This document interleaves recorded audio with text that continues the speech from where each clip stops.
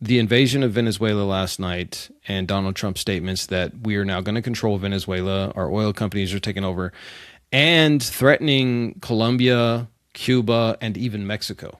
First of all, brother, thanks for having me on. Thanks for creating the space. You're one of the fellow people who are trying to shine a light on the darkness, as we talked about before this. And anybody that's doing that out of the genuineness of their heart and spirit, I can always appreciate and respect. So thank you for having me on.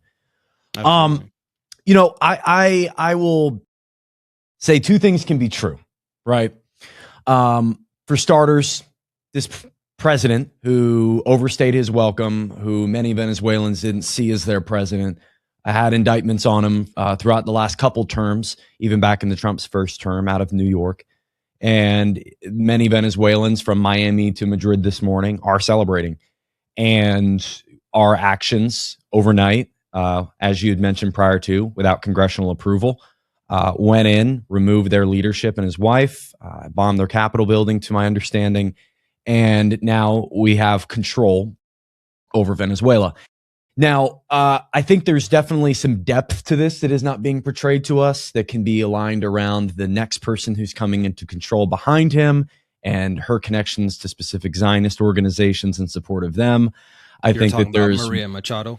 Yeah, I think there's worth mentioning that the heavy oil supply in Venezuela, that the number one untapped resource for that in the world, that could have something to do with it. The precious metal exports have something to do with it, but largely, I think that this is something a lot of people saw coming. Iran seems to be right around the corner as well as another potential bombing effort. But in large part, both things can be true. There can be a dictator that's in charge that doesn't deserve to be in charge, that maybe somebody else should be put in that charge. But at the same exact token, dealing with other national issues while ourselves having our own national problems seems to be having our priorities misaligned, maybe. And the last point I'll bring up is crime and drugs are one of the two of the biggest things that are touted by our administration as to why Venezuela is a danger to us. And the gang efforts out of Venezuela are a little overheadlined. There's not nearly as much documented proof of a high level of criminal violence, murder amongst these Venezuelan immigrants that is touted. And as far as drugs go, they're the trafficker, not the creator. A lot of the cocaine that they bring in is from Cuba and other places like that.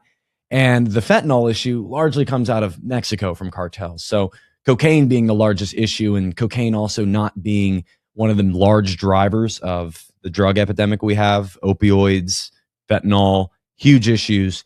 So it does seem like a couple things are true at once. We liberated a dictatorship while also opening up our economy to new opportunities.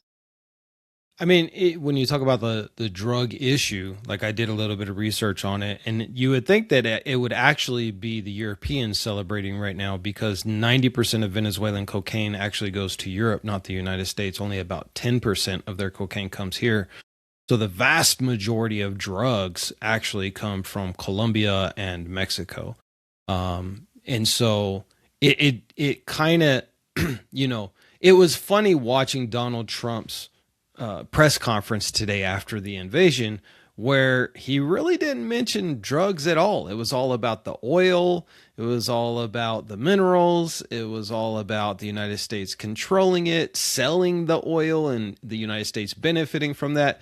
So it seems like he sold everybody on this being about drugs, but in reality, he told on himself in his own press conference that he didn't care about the drugs at all. It's actually all about oil. Now, when you're talking about, energy resources, do you think that there is another play here, being that China buys a tremendous amount of oil from Venezuela, and now this is a way for the United States to put a chokehold on China, like a leverage against them?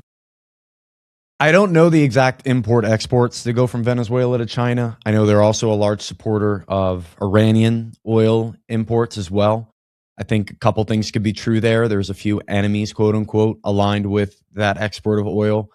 But largely what we see here is a country that, though assisted by American contractors and others to set up their oil industry in the 20s and 30s, started to nationalize itself. And that is something that we classically don't look too fondly on. If you look at what happened in Desert Storm, if you looked at what's happened in the past, even going all the way back to something like the Yom Kippur War of 73 and the introduction of the petrodollar, control of the oil industry has been a backbone of our economy. I can absolutely believe that taking out a place that is a threat to us being able to control those exports and thus control the minerals and control the fuel source and decide who gets it, when they get it, and who gets money from it. I think there's a clear strategic move there. It's just a matter of, I think in people's eyes, the discussion is just which one was truly the priority. Was it drugs? Was it illegal immigrants? Was it oil? Was it this dictator? Which is actually the main priority? And I think what you're getting on is that there's mixed signals, and I agree. Yeah, and then so Donald Trump kind of threw Maria Machado under the bus, saying that she's a nice lady, but she doesn't have the popular support to lead the country. In response to the questions of, basically, you've already got your hand picked replacement for Maduro. Why not just put her in there? And he kind of brushed that off, that she doesn't have the popular support, which, according to my research, she doesn't have any real support in Venezuela. So, you mentioned that everybody's celebrating in Venezuela today because Maduro is gone. And you've seen kind of a contrast between Nicolas Maduro and, the guy who started the entire revolution, where, when he passed away, everybody was like sad about it and stuff, because he seemed to be, even though he was a dictator, he seemed to be very for his people and fighter for his people, where Maduro just seemed to be, the corrupt guy that's just stealing billions of dollars and stuff, but pretending to be about his people. So the people they're celebrating right now. They got rid of the dictator. But if we remember back to Baghdad, after we liberated Baghdad from Saddam Hussein, everybody was celebrating for about 2 weeks. Then they realized that they just lost their country and just got colonized, and they started fighting back, both the Sunnis and the Shia. I don't know if the same thing would happen with the Venezuelan people, but I do think it's interesting that right now you celebrate the removal of one dictator, but you have another dictator who's not even Venezuelan telling you that he's going to now control your country. Do you think that the Venezuelan people are going to not be celebrating in 2 weeks, just like in Iraq? Couldn't tell you. I think that's something we're going to have to wait and see on, and see what the next moves are. And frankly, we're still in the clearing of the smoke of this. And you're right, and I think others have drawn comparisons to the Saddam Husseins and even what was going on with the oil efforts there at that time in the Middle East. And a form of nationalization of their own oil was going on, and liberation followed shortly behind. And a lot of people have drawn those comparisons between the two, but I think the smoke's going to have to clear. One thing I do know that a lot of people have seen for the last months as this has been brought on is what you've already mentioned, is the storyline of this being about drugs and immigrants and crime has slowly shifted to power, oil, and precious minerals. What part do you think Israel plays in this, especially being that Machado was, the Nobel Peace Prize, and she was begging Israel and the United States to invade her country? I don't know how you get a peace prize when you're begging for a war. That's odd to me, but it just goes to show how worthless that prize is. But she came out and she was clearly saying that, as the president of Venezuela, she would, move the embassy to Jerusalem. She'd be best friends with Israel, yada, yada, yada. And Israel, Benjamin Netanyahu was pushing for the removal of the Maduro regime. A lot of people don't know that he outlawed pornography. He outlawed usury, so no interest in their banking system. And the Israelis don't like that because they make a lot of money off of both of those industries. They're not the only ones, obviously, but they are a big player, and that's a big resource for them. Does Venezuela have a central bank? They do, yes. So with I didn't know about the usury side of things. Has that been for a while, or was that recent? I believe it was a few years ago that he made a change to that law. And this is, again, I'm not an expert on Venezuela's economy, but I he, Maduro was very anti-World Bank because of their predatory lending practices to nations. And I think that, basically as kind of a thing for the people of, hey, you can get a loan from the Venezuelan central bank and it's not going to cost you any interest because this is in fact your own money, right? It's the people's money, and therefore you shouldn't pay interest on something that's actually belongs to you. So I don't know exactly when he did it. I had just actually read that this morning, so I thought that was pretty interesting. But do you think Israel is you just had our de facto president Netanyahu here, and I'm very anti-Israel, by the way, in case anybody wonders. I'm not anti-Semitic. I love Jews, but I cannot stand that country telling our country what to do. So, how do you feel about Netanyahu being here, and then just 2 days later we invade a country? Well, frankly, we're not going to know whether or not the two things are correlated, but I do think that we've had several shows of force by Israel in just the war sector, physical war, not financial war. Earlier in the year, when they were threatening to bomb Iran for the first time, and our president urging them publicly not to, and then a couple of days later they did. We saw the same thing arrive in Damascus when they bombed one of their state buildings, and we had urged them not to do that. They went ahead and did it. And then before you knew it, we were the ones leading the Midnight Hammer operation to hit Iran ourselves. Yeah. And now we see yet another country that does have political benefit to what is going on, Israel. And it's hard not to look at all the connections. It's hard to watch the billions flow out for F-35 jets. It's hard to watch the consistent and constant war support since October 7th.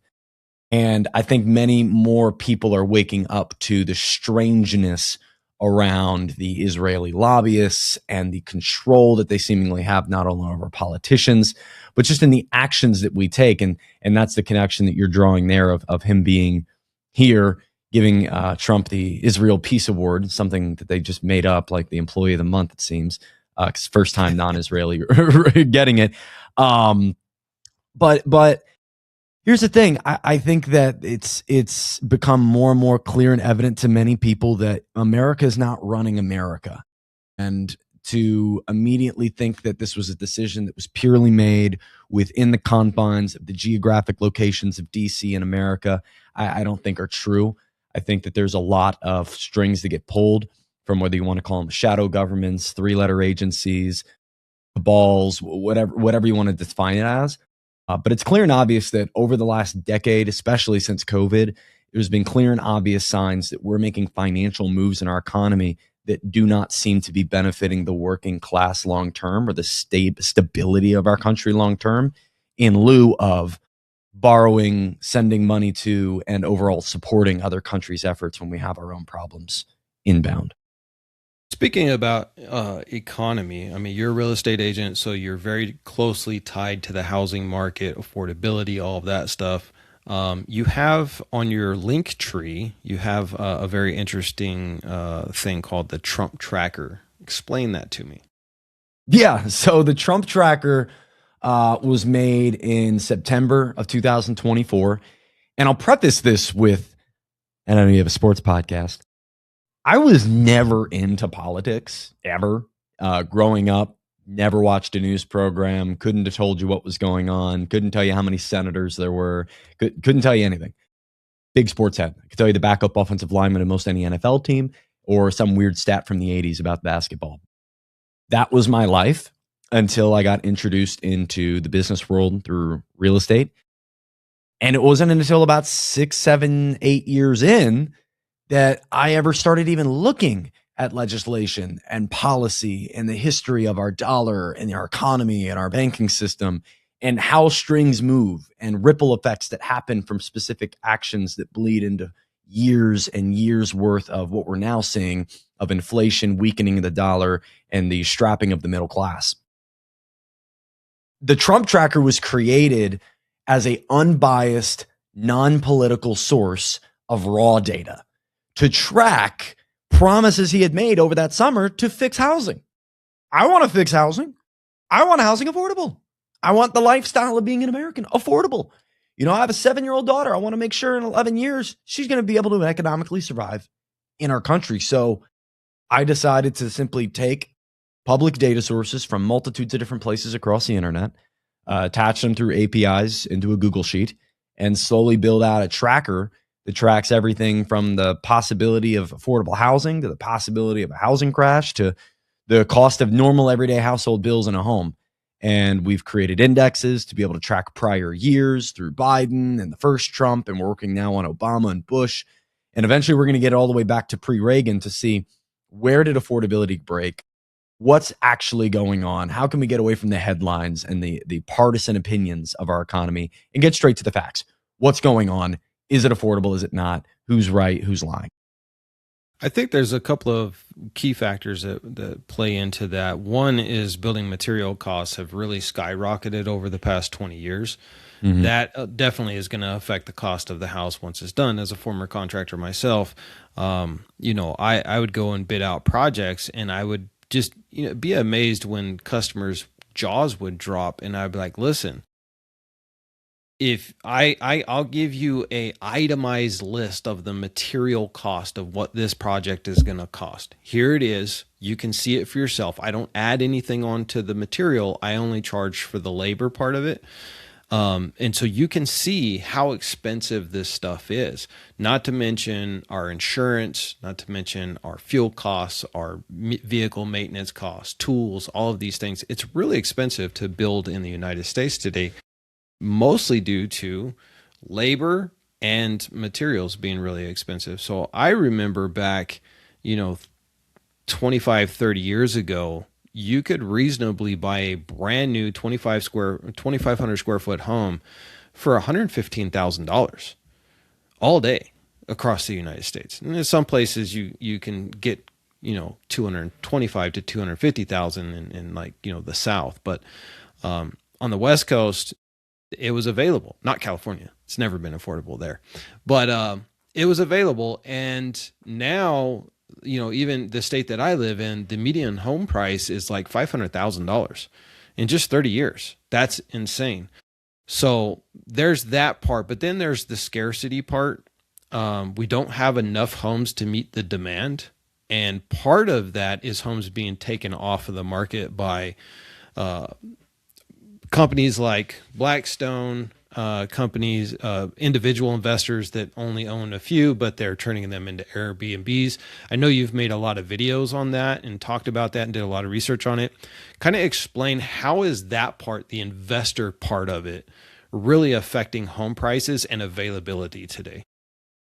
Well, it's clear and obvious that it's a problem. And I've gotten into this problem a lot and talked with a lot of really smart people on it to know what is the actual crux of the issue. Because I like that you specifically said Blackstone, as BlackRock is typically blamed for it, but BlackRock doesn't buy real estate. Some will argue, well, BlackRock and Blackstone are the same thing. Well, technically they separated in the 90s. I don't know what goes on behind closed doors. Zach, will they own each other? Well, they own the same amount of Blackstone that they own Walmart and they own State Farm. So they don't really own each other, but they are invested in one another. Absolutely. State Street, Vanguard, absolutely. And between those four, they own about 20 to 25% in nearly all of our available stock market. And they lobby our politicians. And they're a deep systemic problem, institutional investors are, in why we have healthcare cost problems, why we have auto price problems, why we have job problems, why we have the wage crisis we're in, has a lot to do with Wall Street and private equity. In the housing world, we are absolutely going through a supply crisis, but specifically an affordable supply crisis. Why is that? Well, mainly a lot of the supply we're getting right now is new construction. About 50% of our entire supply nationwide are new construction, built to be bought homes. And we know one thing's for sure. They don't build small. They build 4-bedroom, 2,500 plus square foot homes because that's the most profitable home to build. Now, back in like a 2008, 2009, 2010, we peaked at about 4.1 million homes on the market. Today, there's about 1 million. At that 4.1 million mark, we had 508,000 new construction homes sitting on the market. Today, we have about 505,000 new construction homes sitting on the market. So that shows you the difference in normal everyday people trying to sell their homes versus new construction. And that's where we don't see the supply coming from, man. We don't see normal everyday people recreationally selling, upgrading, renovating, relocating, because it's become an expense that isn't worth it. There's no reason to get rid of your 2% mortgage, 3% mortgage, $1,200 payment just to go take on a $2,500 one. And so we have this lock-in effect going on. Now the investors. The investors are one of the key core problems. The commoditization of shelter is one of the key core problems in our housing market. And I'll tell you why. Quarter two, because we don't have quarter three data yet, quarter two of this year, 33.2% of homes were purchased by investors. People purchasing with plans to profit. B&Bs, flips, rentals, flips, rehabs are some good to that, but a lot of times homes being held off market for cash flow for investors. And you already hit the nail on the head. Most of these buyers, over 20% of that total 33%, it's closer to like 24, 25%, are 1 to 10 unit holder investors, meaning they have 3 to 4 rentals and they're buying their fifth. They have 2 Airbnbs and they're buying their third. They have a secondary home and now they're getting their first rental. That is the crux of the problem, and I can speak to it as somebody who lives in Delaware, works in Delaware, one of the cheaper states to buy in, and one of the most cross-border accessible to where people in Philly want to have a rental property in Dover. People in New Jersey want to buy a secondary home down at the beaches to avoid some tax issues. And there's so many different ways you can get around and benefit from the tax structure between 1031 exchanges and being able to write off different forms of interest and being able to claim your income as I'm not even going to get on the tax side of things, but it's extremely beneficial to own dirt in America. And investors know this.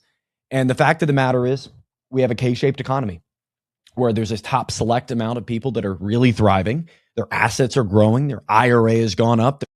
Their 401k via the S&P 500 and Dow Jones have gone up. The housing market has led their home price to inflate, and they're richer.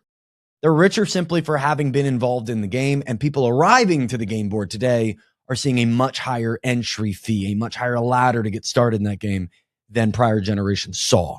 So with a K-shaped economy, now we have the top side of the K waiting, praying for discounts. 5-10%. Let's find another townhome. Let's get another rental. Where's that 1,200 square foot ranch popping up? Because I'm telling you right now, man, investors don't buy expensive homes. So the affordable housing supply crisis is twofold. We're not building affordable homes.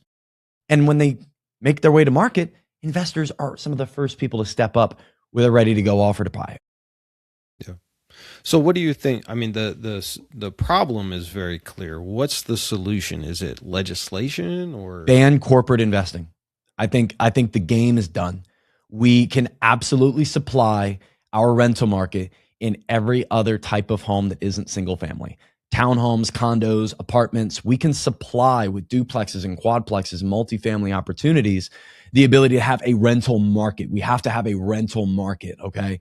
But to allow LLCs and banks and Wall Streets and even private equity, because they do buy property for sure. Institutional investors do purchase about 1 to 1.2% of homes in America every year. And that's too many. That's too many. Even putting in rules like what they did in Canada and saying in a situation where a affordable home hits the market, we're going to give families the first opportunity by putting a ban for the first 45 days from any offer on a person who isn't going to be living in the home.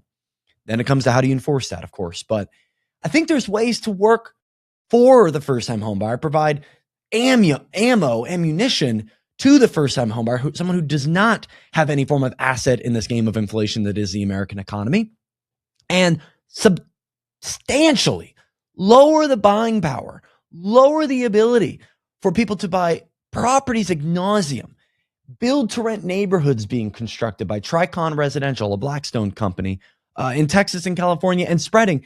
I think there's so many ways we could curtail the power dynamic that is growing in its gap exponentially every year, giving more and more power to the bankers, more and more power to the billionaires, and just more and more power to the everyday mom and pop millionaire net worth investor, your typical boomer grandparents that did well. I think it's time for that dynamic of power to shift.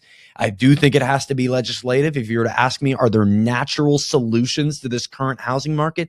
I would argue no. I would argue, as we currently sit, the dynamics are set for continual and constant wealth gap growth in every asset class, especially shelter. Of course, the people on the right, which would be funded by the very people that would lose billions of dollars if that legislation were to pass, would come out and say, but Zachary, that's socialism. What would you say to that? But what's socialism? Socialism is something that we define as a handout, right? Something you didn't work for, you didn't earn, that shouldn't be going into your pocket or your life. You don't deserve it. Okay, I can hear that. I can hear that. And as a military veteran, served overseas, worked my ass off to grow a business, worked my ass off to be a better man, I 100% am in line with the structures that are around free trade capitalism. The problem is we are not operating in free trade capitalism. We are in neoliberal, macro corporate favoring capitalism that removed the free trade element the moment we started quantitative easing in 2008. The moment we decided to give a handout to the banks. You're not doing well. Here's your handout. We just saw it, dude, happen in the last weeks with the standing repo facility being hit to help banks survive a liquidity crisis they're currently going through, and the announcement of reserve management like QE happening in December all through February from our Federal Reserve. Those are handouts, undeserved money to keep the boat afloat. And if we are willing to print money and send it overseas, if we're willing to print money and hand it to bankers, if we're willing to create $400 billion, of which 180 of that was used just to feed the top line bank accounts of 9 banks in 2008, then I say print money to solve the affordability problem. Why are we so willing to spend billions on oil regime efforts, send military raids across our world, send aid efforts to every other country except for the very country that's struggling right under its own nose? I don't get it. And you're right, people will yell socialism. But I think that somebody yelling everybody deserves a fair chance at this economy, getting labeled a socialist, is not fair and a form of propaganda. I mean, literally, we've sent $250 billion in just the past few years to 3 countries, Ukraine, Israel, and now Argentina. It's an absolutely staggering amount of money. That how many homes would that, be able to build and afford and to sell to first-time home buyers who are starting out their family and their journey? They say the American dream is the white picket fence in the house and, the 2-car garage and all that. And you own your own home and you work a good job and you get to have a good life and you get a vacation every year to spend time with your family. And that's what it's all about. But if you ask Gen Z, that dream is dead. It's not affordable. It's not attainable. They are stuck living in apartments, paying ungodly amounts of rent because they can't get into a loan for a home. The homes are outpriced for them. So I agree. I think the corporate model of building homes for rent, which is taking up valuable land, doesn't make sense because it doesn't benefit our country. The way that the United States, in my opinion, really gets back to being great again, is you have to rein in these corporations that are making life a living hell for everybody. I mean, how is it that you have a full-time employee at Walmart who has to get on SNAP benefits? How is that even a thing, right? And then, we have in construction, we have a major issue with labor, where we don't have enough Americans getting into the labor market. And again, it's a catch-22. When I got into it, I mean, I was raised in it. So 6 years old, I'm scrapping out houses with my grandfather. And as soon as I could swing a hammer at 10 years old, my dad had me in there nailing off drywall, right? But my first real job in construction, I was making peanuts. I could barely afford. I was brand new married, had a baby, like could basically we could just afford enough to pay the rent, the electricity, and the phone bill, and enough food for my wife and kid to eat every day and for me to eat every other day. And we did that for like a year, right? Until I got to the point where I was so good, so fast that I was able to start making more money. I started getting piece rate instead of hourly. It's tough, but I think you get the corporations out of the way. I agree with you. Get the corporations out of the way and let the free market actually work, where a family buys a home. Maybe they have 4 kids instead of one that they were planning on. Now the house is too small, so they sell that house. They get into a bigger house, and it works and it's smooth. So I agree. I think that legislation needs to happen. But unfortunately, these companies like Blackstone, BlackRock, Vanguard, like you said, they own, control 25% of the stock market, which means they probably have very big pull in Congress. It's going to be extremely difficult for that to happen. But we'll see. And again, the more that Americans talk about it, I think the better chance that we have of making that change in the future. Now, I want to switch over to another topic I wanted to talk with you about is AI. I know you made some statements about a data center coming to Delaware. You made a really good video about that, talking about the actual number of jobs it's going to create versus the amount it's going to wipe out, the ecological damage, water, all this stuff. What are your concerns with AI? Are you optimistic about it, or are you a doomsdayer about it? Like, what should we expect with this revolution in technology that's happening right now? It's a good question. I'm not going to sit here and act like I know the answers, but I can say one thing that I believe to be undoubtedly true is that AI is coming, and it's not going to be a silent revolution. It is going to wreck and change and systematically shift the way we do a lot. It is going to shift the way we view the labor force. It's going to shift the way wages are distributed. It's going to shift the way we go through our day-to-day lives. And really, and not trying to be dramatic, in every aspect. And that artificial on-demand intelligence through large language models that can be specified down to a specific niche, from pest control administration to bank trades. It can be automated and specified to do exactly what it needs to do 24/7 without fail. And it's only getting better. So I think that's true. And another thing I believe is true, that even if America got off and said, we're not going to do this, actually, we're going to remain here, the rest of the world is. And this fight for AI, which seems like more of a space race without regulations, is happening live and in front of us. Now, am I a doomsdayer about it? Define doomsdayer. I am Terminators absolutely walking around.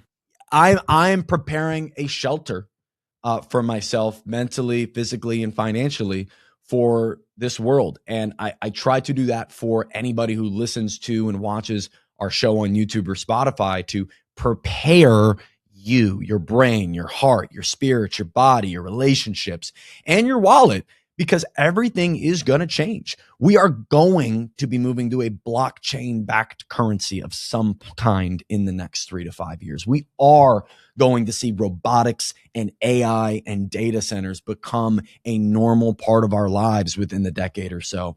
And so there's only a few ways you can go about being positive about it. And that's if you were to work toward being an engineer in the AI space. You're going to work toward repairing and the functionality of the robots, or you're on a trade, because I believe, things like plumbing and HVAC, it's going to be tough. Like, you're a contractor. It's going to be really tough to have a robot come in and do that. But I digress. I think that Delaware specifically, we have 11 data centers currently pegged, 2 more that are in zoning efforts at the moment, a lot of Amazon. When you talk about the square footage that's going to take up, the amount of buildings, the amount of power, the amount of water, the amount of noise that it's going to cause versus the productivity, well, to be frank with you, AI is not a profitable business model yet. So it does seem like we're throwing, at least Delaware, all of our eggs in the AI baskets. And with the inevitable growth of it, could be a good financial move. But Delaware specifically, seems like we're throwing away the baby with the bathwater. We have a labor market that's already struggling more than the national numbers. We're nearly above 5% unemployment, all while we are not structuring the next generation to be a valuable piece of the workforce. A lot of our higher education out of University of Delaware, people come in and then they go back out. They don't stay. A lot of our stuff is healthcare. A lot of it's military, law enforcement, biotech. A lot of the industries that are going to be hit extremely hard by AI in terms of how many employees we're going to need, how much labor we're going to need. I think it's inevitable, to quote Thanos, that we are walking toward that world, but I don't think it's inevitable that it has to be bad. I think there's plenty of ways that we could utilize it and weaponize it to the benefit of the working class. But if I've seen anything to be true throughout history and different revolutions we've gone through all over the world, is that if that revolution can benefit the pockets of a specific billionaire or corporation, they're going to find a way to profit off of it. And so just seeing what I've seen in the past, it's hard to look past what could be the future. And that could be just more macro corporate control. I mean, you had Elon Musk say about a month ago in an interview The income thing, right? That we're not going to need to make money anymore. No, there's that one, Yeah. the universal income and all that stuff. Which again, I'm not buying that coming from the richest man in the world who isn't known for giving away his money. I would. He said that by 2050 he expects there will be 10 times the amount of humanoid robots as human population. So basically, they'll be in every single aspect of our lives, from serving our dinner at a restaurant to doing household chores, construction. Manufacturing is already very robotic as it is. But what then do the people do? And I'm one of those people that say, if you don't have a purpose in life, then what is your life? So even when I was doing construction, I got up at 5 o'clock in the morning. I'm out of the house by 5:30. And oftentimes I didn't come home till 7 or 8 o'clock at night, sometimes later, depending on the project, especially when I had first started my company. Then I was just working 24/7. But I had a driving purpose, and that got me out of bed every day. And it was like, it was my life, and it was hard. It sucked sometimes, but I had that driving purpose, and I think I'm a better person for it. If you don't have that, if you have just universal income, welfare basically, then are we going to have a society of just obese people sitting in a basement playing video games all day? I mean, what then happens to society if you don't have a career, if you don't even have an aspiration for a career anymore? Does the society then just kind of die? Interesting, because you're right, and this is an identity and fulfillment question. Where are we going to find our identity and our fulfillment in life if we're not working towards something? That's a great question, but I would play devil's advocate a bit of why has America become so indoctrinated with the fact that their career path is such a large part of their identity. There's some devil's advocate to the AI argument that says, with UBI and AI, people are going to be able to look toward other items in life: art, golf, athletics of all kinds, education of all kinds, community events. That if we get away from the world where people have to work 60, 50, 40 hours a week down to, let's just say 20, let's say it's not zero, that you open up more opportunity for people to live their life. And that's where people get onto the utopian side of UBI and AI. But again, there's always been that trade-off throughout history that anything that has been sold as the next answer or good or we need this or this is the innovation usually has the back-end deal going on that leads toward, of course, more wealth, more power, more mammon, that it usually taints or poisons the well of what had well intentions or is at least marketed and branded that way as having well intentions. I And don't know, though. I asked that question because I don't know if it's from a movie or a TV show or whatever. I'd never seen it before, but it was the introduction of the washer, the clothing washer, right? And the refrigerator. And there's this salesman outside a store in a small, American town, and a couple walks up and they say, "Oh, what is that?" And the guy says, "Well, this is the convenience of an automatic clothing washer." And the lady's like, "Well, what do you do with it?" "Well, you put your clothes in it and it'll wash it for you." And she's like, "Well, then what do I do after that?" "Well, then now you can spend more time cooking because you can buy this refrigerator, which will keep all of your items cold and fresh. So now you don't have to shop as much." "Okay, well, then what do I do after that?" "Oh, I don't know. Get into art or something." Like, he didn't have an answer for like what the convenience was going to actually provide other than a convenience. And as we know, we have all this modern convenience: electricity, refrigerators, washers, dryers, dishwashers. We have all this convenience, and we're going to get more of it with AI and robotics. But we still don't have the answer of what do we do then, because even though we have all these conveniences, people are still having to work 60, 70, 80 hours to be successful. The conveniences, they were just something more for us to buy, right? And then to do that, you have to work more to buy the convenience so that you can work more so that you can buy another convenience. And that's what a lot of people say, well, what's the end goal here? Because there'll always be some new convenience that you've got to work hard to go buy, right? Of course. And you're right. We haven't been able to see the answer because as we've added more convenience, we've simultaneously added more work needed to obtain it. And back to the K-shaped economy conversation, because you can look at a lot of reports that show that hours worked per median is pretty similar. But the amount of people working secondary jobs, the amount of people having to rely on the gig economy, the amount of people having to have two jobs within their household, not have kids, just remain economically stable. We haven't seen the world yet emerge where convenience has led to more opportunity or more chances for fulfillment. It'll be interesting because I don't know what that looks like, a world where people work 10, 15, 20 hours a week. I mean, and they talk about not working. I don't know.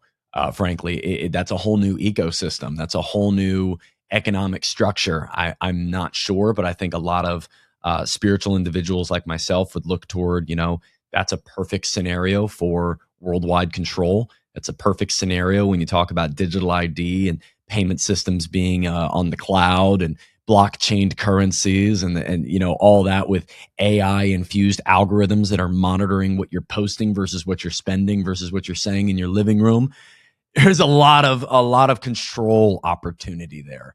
So that could be that trade-off of, are we willing to go into a complete and total surveillance state in exchange for some form of utopia where we don't have to work? I don't know. So, lastly, I wanted to finish on this. I know you have a video out that's really in depth about investing. A lot of people think of investing as like just the stock market or buying a piece of property or starting a business, but you have a holistic view on investing. Tell us a little bit about what investing means to you. Right. So I have always akin investing to its opposite, consuming. There's only one of two things that you can do. You can consume or you can invest. You can consume a $10 sub, or you can invest that $10 into an index fund. It's the same $10. You can do either one, and neither one's going to kill you, but one's going to consume that money away. It's gone, and one's going to potentially grow it or at least keep it around. But that's not just the only place you can look at it that way. I mean, when you wake up for your alarm and actually go to the gym and physically put your body through something, you sweat, you get your heart rate up, you put your weight or your weight under some heavier weight, you are actively investing in your body's future. If you are investing into books versus doom scrolling, you are investing your time into growth, investing your time into peace and silence and learning versus the echo chambers that exist in algorithms. Your relationship, going out to date night versus going out to the bar with your buddies. I'm not saying everything can be as black and white, but for the most part, it's pretty easy to spot in our life where we're consuming ourselves versus investing in ourselves. And I do take it from the standpoint of holistic wealth. We've heard holistic health, but holistic wealth. Because, dude, I've been able to walk through a billionaire's home, a couple multimillionaires' houses, properties, had lots of conversations with these types of people in the real estate world. Before I even got into this, we were doing really well. And I got invited to these things by Forbes and Realtor.com and Zillow and Tom Ferry's. Like, I got to do all that. And I can tell you there's a level to wealth that a lot of these rich people didn't achieve. Not having a good relationship with your son because they don't want to talk to you. Meanwhile, you run 3 businesses. Are you wealthy? You have all the money to spend on a new car, but you can hardly fit in it because you're so overweight. Are you wealthy? You're going to potentially die at the age of 65 due to some heart-related issue because you can't get away from vices because you're trying to fill this hole in yourself, but you have $1 billion. Are you wealthy? I'd argue no. And I take it from the standpoint of your body, your brain, your spirit, and your wallet in that order. And we have to invest in ourselves. We have to fight for the number one asset available in our lives. It's not a home. It's not gold. It's not an index fund. It's you. You're the number one asset. Everything that comes positively or negatively out of your life stems from your body, brain, your spirit, or your wallet. Where the wallet is, the heart isn't far behind. And if you are constantly looking toward investment and future and not the now, the present, the vice, the urge to do whatever it is, take a drink, eat out of the fridge, angrily just project at somebody your own unfettered emotion that you haven't dealt with. There's so much that can be driven down to just the investment versus the consumption of our life, our time, our money, our finances. And too many people only talk about wealth in the financial world when we can and have the ability to today become wealthier, because the absence of need for more is wealth. There is no poorer person than a person who can never have enough. And whether you have nothing or everything, greed can exist in you, and it's a disease. And I would encourage every last person within the sound of my voice and yours to try to achieve a form of holistic wealth internally before they're even focused on the external. And it starts with investing versus consuming. Yeah, I think the richest man on earth is the one who is content with what he has. Amen. And some would hear that, and not to interrupt you, but some would hear that and say, well, I shouldn't fight for anything. No, absolutely not. But at the same exact time, the urge to grow should not come from your ego. And many of us, myself included, have a hard time disseminating what's ego and what's not. Right. I think when you just look at it even from like personal relationships, right? So when you're married, a lot of people will immediately after the honeymoon phase is over, they'll start looking elsewhere because they want to consume a new relationship. And that's what I call it. When you're constantly hopping from relationship to relationship, you're consuming those relationships. And then once they're consumed, you just throw them away and you're on to the next one. And so once you find somebody who is loyal to you, somebody who loves you, somebody who cares about you deeply, and not just on a superficial level, then being content with that means that you no longer are looking elsewhere. You're not looking for greener pastures. You're not looking for a new relationship. You have the perfect relationship for you, and nobody can surpass that relationship. And now you're content with it. And that makes you feel so empowered and rich. And, obviously, I'm very spiritual, very religious. My relationship with God is the number one thing with me, and being content with that. Knowing that I worship God and that God has my back, my relationships with my wife, my kids, my neighbors, my friends, my families. I think it's very important that young people especially learn this lesson early, that grass is not always greener on the other side. Sometimes usually it never is. Yep. Poison. Yeah. The green is grass where you water it. Appreciate it, Mike. Thanks for creating the space. And I know anyone within the sound of your voice is going to be benefited from it. So keep doing your thing, man. God bless.